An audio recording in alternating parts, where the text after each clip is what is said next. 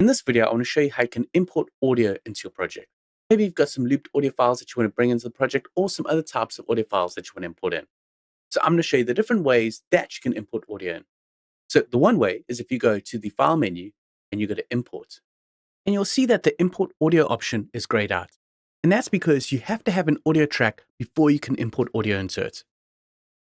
So I'm going to go over here, right-click, Insert Audio Track. Just drag it a bit bigger so I can see it. So I've got this audio track selected. I can go to File, Import, and Audio. Then I can navigate to my system where the file is that I want to use. So on my PC, I'm going to go to my music folder, and I've got this loops folder here. And over here, I've got some loop files. Now, these have been exported out at 100 BPM. You'll see that I've got 100 BPM here in my project, and I've got some other ones in some different tempos. Now, we'll show you a bit later in this video how you can time stretch the audio to fit within your project. So I can select a file. Over here, it's going to give me more details on the file. So this is the file name, file type, the bit depth. So the bit depth is at its original. It'll import it in at its original audio. And I can also even preview the audio before I import it in. So I'm going to preview it through my audio interface. I can click play. It's playing back the loop for me. And another thing is I can choose to import this audio file to my projects folder, because this audio loop is in a different file location than my projects audio folder. So I'd recommend that this is definitely a good way, especially if you maybe change where these loops are at a later stage. It's not going to link back to it. And also, you can choose to import the file as mono files. Maybe, for example, you've recorded a bass file in another program. It's a mono bass file. You select to import in as a mono track instead of importing it in as a stereo track. And then down here are further details on the audio file. So I'm happy with this loop. I'm going to click open, and that's going to add it in where I've got my playhead. So that is at bar 3.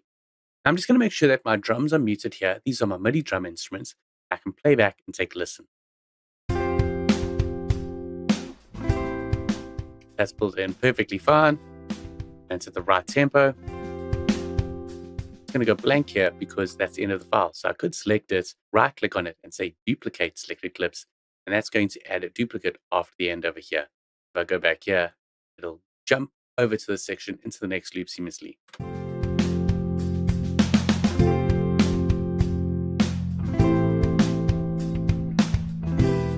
So that's the one way on importing an audio file. Now, let me show you another way. I'm just going to undo importing in that audio file. I'll keep this audio track here. Then over on the right in the browse panel. So if you don't see this browse panel, you can go to views and hide it or reveal it here, or use the shortcut B to open up the browse panel. Then navigate to this media tab over here, and you can click on this drop-down menu to navigate to different locations on your system. So for example, I said it's in my music folder and loops, and in here are the loop files. When I select it, it'll play back or audition it so I can hear what it sounds like. I can stop the playback here, and then select another file and preview it.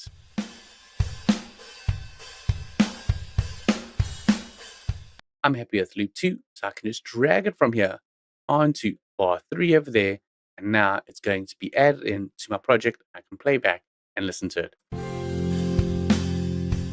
Maybe right click on it and duplicate it. So I've got that extra duplication over there for the remainder of the riff over there.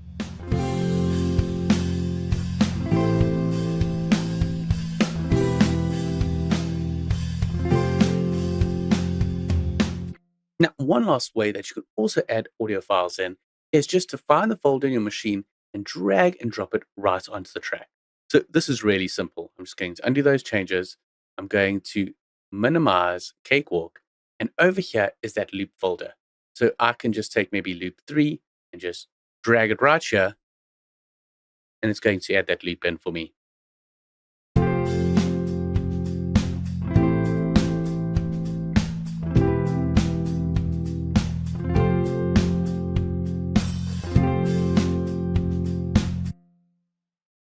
Now let me show you as well how you can import audio files in that are at a different tempo and then use the stretch tool to stretch them in time.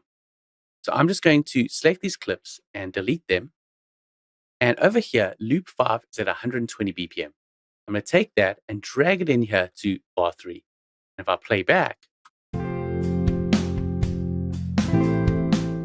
you're going to hear outside of time.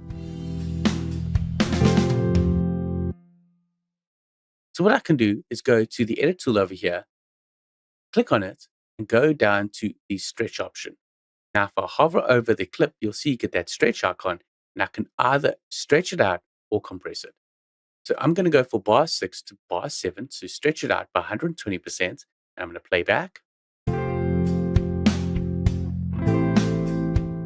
Yeah, that's sounding better.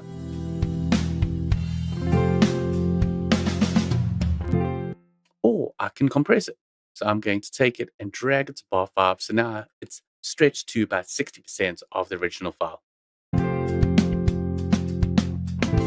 That sounds quite nice, sped up. And also, one thing I want to mention is the stretch methods. So these are using stretching algorithms to determine the playback performance of the stretched audio.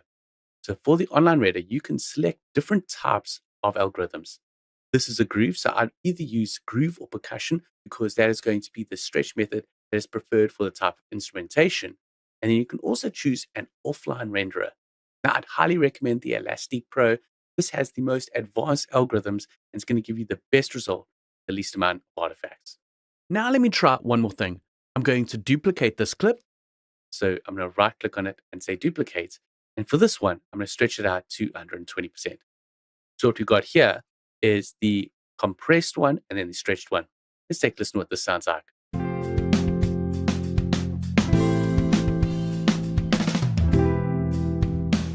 Interesting. Works.